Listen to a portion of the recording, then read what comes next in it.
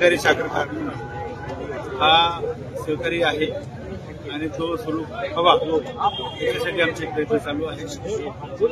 महेश सहकारी साखर कारखान्याचं लायसन्स रद्द झालेलं आहे।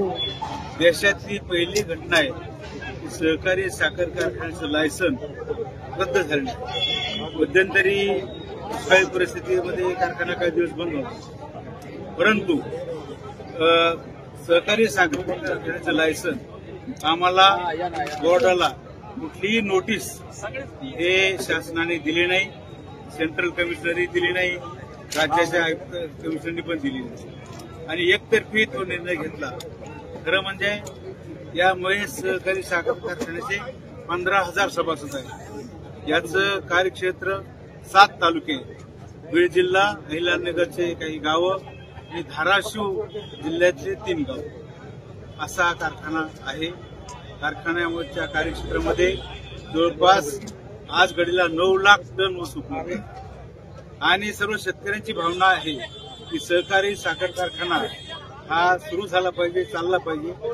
आजूबाजूच्या जिल्ह्यामध्ये खासगी साखर कारखाने आहेत, परंतु शेतकऱ्यांची तक्रार आहे खासगी साखर कारखान्यामध्ये ही काटामारी फार होते।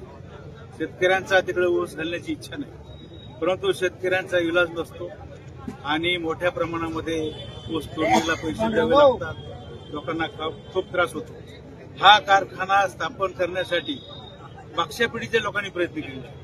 त्या काळातले आमदार, माजी आमदार नावं सांगायची तर श्रीपतराव कदम पूर्वी या मतदारसंघाचे आमदार होते, भाऊसाहेब आजबे आमदार होते, निवृत्तराव उगले आमदार होते, लक्ष्मणराव जाधव आमदार होते। या सर्व लोकांनी सभासद गोळा करण्यासाठी खूप प्रयत्न केले, कारखाना उभा केला, परंतु हा कारखाना मोडीत कसा निघेल याचा काही लोक प्रयत्न करत असतात। कोण लोक मोडीत काढण्यासाठी प्रयत्न करणारे कोण लोक? आपल्या भागातील जे आमदार आहे सध्याचे त्यांनी खाजगी लायसन आणले।